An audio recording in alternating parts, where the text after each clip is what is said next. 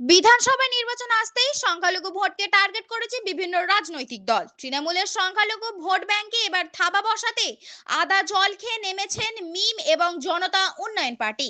সোমবার সংখ্যালঘু অধ্যুষিত টিকিয়াপাড়ায় জনতা উন্নয়ন পার্টির চেয়ারম্যান হুমায়ুন করেন। এর 24 ঘন্টা কাটতে না কাটতেই বাঁকড়ার বাদামতলায় মিমের নতুন পার্টি অফিস উদ্বোধন করেন রাজ্য সভাপতি ইমরান সোলাঙ্কি।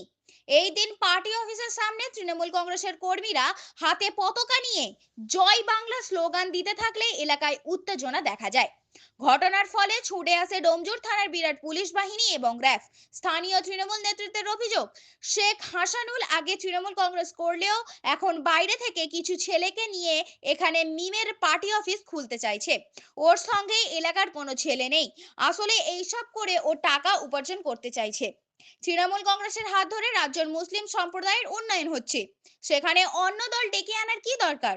এদিকে মিমের রাজ্য সভাপতি ইমরান সোলাঙ্কি বলেন, মুখ্যমন্ত্রী মুসলিমদের ভোট নিয়ে তাদের পিছন থেকে ছুরি মেরেছেন, ওয়াকাফ আইন নিয়ে তাদের স্বার্থ দেখেননি, তাই তারা এবার আইএসএফ, জনতা উন্নয়ন পার্টি, মুসলিম লীগ সহ বিভিন্ন দলের সঙ্গে জোট করতে চান।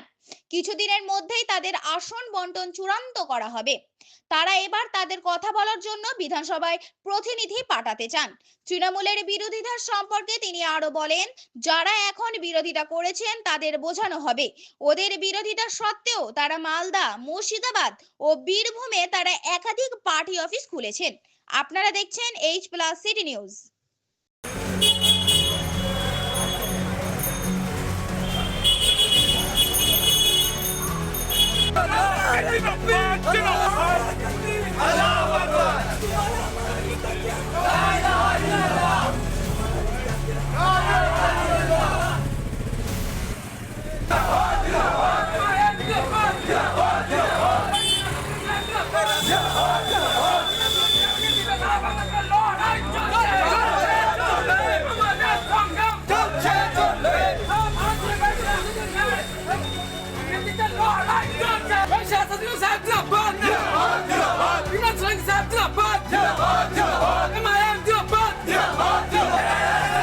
देखो देखो कौन आया।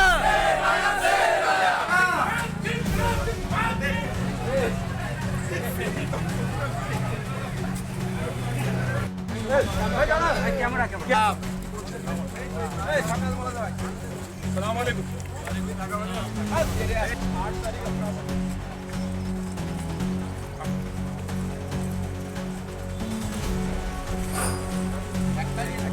একটা লোক প্ল্যান করছি যে প্রত্যেকটা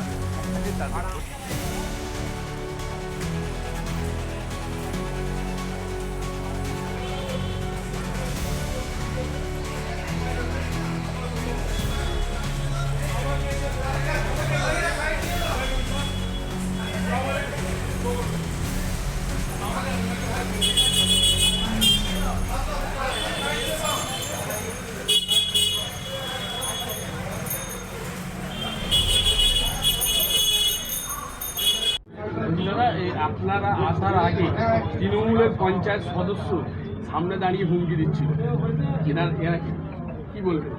দেখুন, আমাদের টিএমসি যে সদস্য ছিল, মেম্বার ছিল, তারা আমরা ধমকি থেকে ভয় খাই না। ধমকি দিক না, কি আছে অসুবিধা?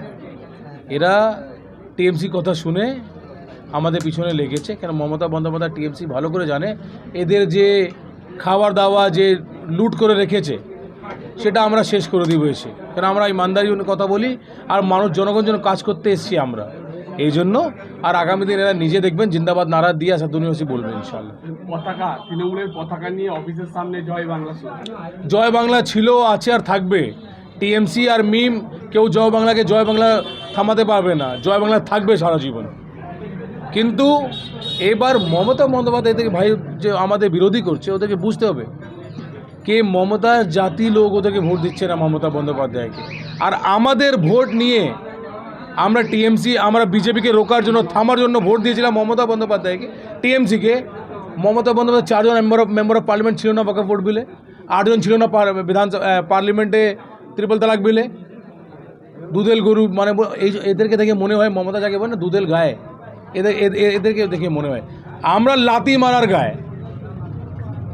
তো আগামী দিন বিধানসভাতে মিম যাবে, আর এ কেউ আটকাতে পারবে না বিধানসভা। আগামী দিনে ওর পাশে আপনারা দাঁড়াবেন, যদি তো কিছু হয় আপনার নেতৃত্ব দাঁড়াবে পাশে?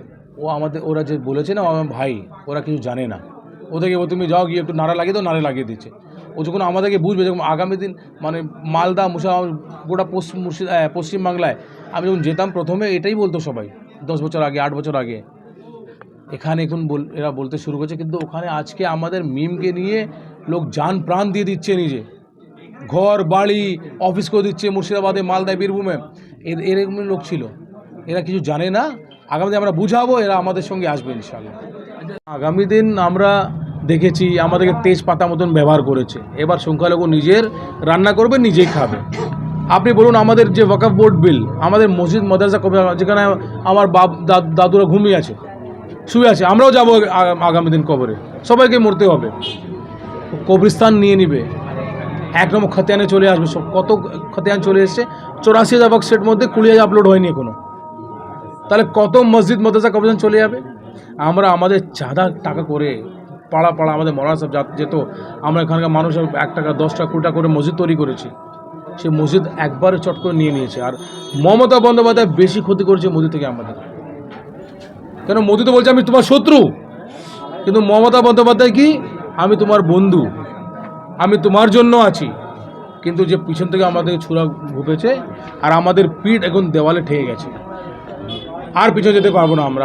ইনশাল্লাহ আগামী দিন ব্যবসা সদন মেসির নেতৃত্বে পশ্চিমবাংলায় একটা ভালো মুখ তৈরি হবে। ভালো একটা রাজনৈতিক আমাদের যে বিধানসভাতে যাবে মানুষ, সে আমাদের কথা তুলবে আমাদের জন্য। ঠিক আছে। জয় বাংলা, জয় বাংলা, জয় বাংলা। আজকে মিম পার্টির অফিস উদ্বোধন হলো, আপনি বলছেন যে ও মাঝে মাঝে করে, কেন? দাদা, ও মানুষের পাশে কোনোদিন দাঁড়াতে পারেনি, কোনোদিন দাঁড়ায়নি। আর এলাকার মানুষ কেন, ওর ঘরের মানুষ ওকে ভোট দেবে না? যদি বলো কেন, ওর আগের বারে একটা বিরাট ওর রেকর্ড খারাপ আছে। ও নিজের স্ত্রীকেও মেরে ফেলেছে, দ্বিতীয় স্ত্রীকে প্রায় অত্যাচার করতো। ওর ভাইয়েরা ওর নামে মোষ লেখা আছে। আর প্রত্যেক ভোট বারে আলে পয়সা খাবার জন্যে বারে বারে প্রায় ও এরম করে, তাদের থেকে কিছু টাকা নিয়ে ঘরে বসে পড়ে।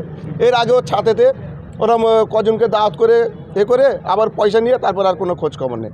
এবং বাইরের মানুষকে নিয়েছে। কিছু এলাকার কেউ মুখ চেনে না। একটা তোমরা তো এতক্ষণ ছিলে, একটা এলাকার ছেলে ছিল না, আর থাকবেও না আশা করি। ওই জন্য পাড়ার মানুষরা বলতে যে আমরা এত কিছু এলাকার মানুষের কাছ থেকে আমরা দিদির যত উন্নয়ন পাচ্ছি, করছি, আবার এখানে অন্য পার্টি আসবে কেন? কিন্তু ওদের উদ্দেশ্য ওইটা না। কিন্তু পার্টি তো সবাই করতে পারে, যে করুক না, আমি তো প্রথমেই বলেছি পার্টি করুক না, কিন্তু পার্টি করুক পাশে লোক কোথা? কিছুদিন আগে তোমার বিজেপির ঝান্ডা করেছে, তারপরে মিম পার্টির করেছে, তারপরে আইএসএফের করেছে।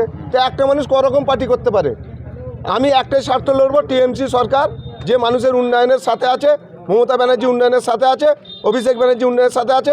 ওই জন্য আমরা মামাটি মানুষের সরকারের পাশে 24 ঘন্টা থাকি এবং 24x7 আমরা মানুষের পাশে সময় দিই। আপনারা দেখলাম ঝান্ডা নিয়ে ওর অফিসের সামনে, কত অফিস, ও তো বাড়ি, জয় বাংলা স্লোগান। এই তো নিজে তো প্লাকার্ড খুলে নিল, ও তো এক্ষুনি প্লাকার্ড নিজে খুলে নিল। ও তো বাড়ি তো নিজের ফ্যামিলিকে নিয়ে, ও 2-1জনকে নিয়ে ওই এই করে পয়সা নেওয়ার জন্য। পয়সা নেই, একটা পাড়ার মানুষ কেউ জানে? কেউ জানে না। ফ্ল্যাগ এখন আছে, ফ্ল্যাগ নেই, ওই তো খুললো, তো খুললো। পার্টি অফিসার নেই, ওটা পার্টি অফিস। আপনারা কি বলবেন?